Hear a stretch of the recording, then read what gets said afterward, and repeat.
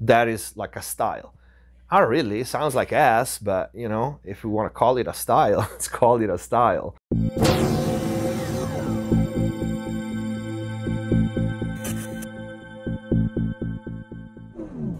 Hello everyone, welcome back to McSolaar TV. Hope you're having a great day. I brought back the rapid fire Q&A. So in this series of videos, I'm gonna answer your questions. Before we start, please check the info box down below for my mixing courses on Pro Mix Academy, free plugin special discounts and offers, and if you want to support the channel. But most important, if you really want to learn how to mix and master professionally, click the join button down here, become a MixBuzz TV member and access the already big and always growing library of in-depth mix and mastering courses, videos and tutorials, full mixes, breakdowns from start to finish, mastering courses with all the settings for my analog gear and plugins, special videos and a lot more. You also get mix consultations with me via Skype or email. Next one is probably the question that made me the happiest and excited about a question in a long time, and it's by Coat2. YouTube and Spotify are full of badly mixed songs which have millions of streams. Do you think some producers focus too much on a quality mix and just waste their time? Now, I don't know the second part, but the fact that there's people out there finally realizing that what gets a lot of streams or a lot of views or is in the charts are not necessarily good mixes and they're actually pretty bad, it just gives me hope in humanity, you know? So yeah, look, this is a cycle. Who's been in the industry for a minute, saw these things, these trends come and go and come and go and come and go. Finally, people do realize that all the, oh, but that one has a millions of stream, was mixed at home, or that one was, he did all by himself and blah, blah, blah, blah, blah.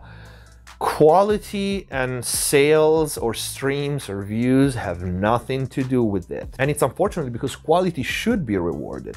But unfortunately, because of the streaming services, the labels, and all the business money machine behind it, the trend is spending the least amount possible to get the most profit, okay? Which in turn lowers the bar so low.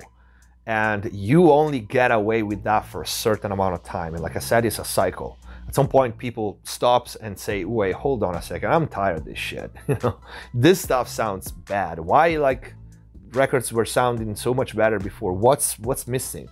So I think especially even people that started a few years ago, mixing or producing or mastering, they started in the booming era of everything in the box, okay? And they learned there and they got results, and then now after a few years I see it from my subscribers, from the feedback that I get, from how many consultations that people that started 3, 4, 5 years ago, now they're going into analog and they are upping their game. Why?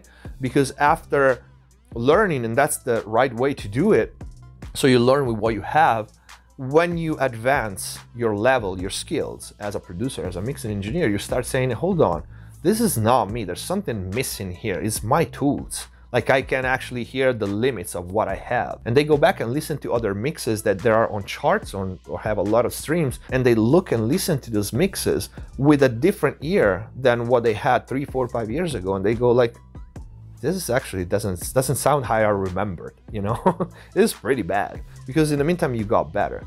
And they up their game. So I think producers focus so much, too much on quality. No, I don't really understand the second part. If anything, it's the opposite.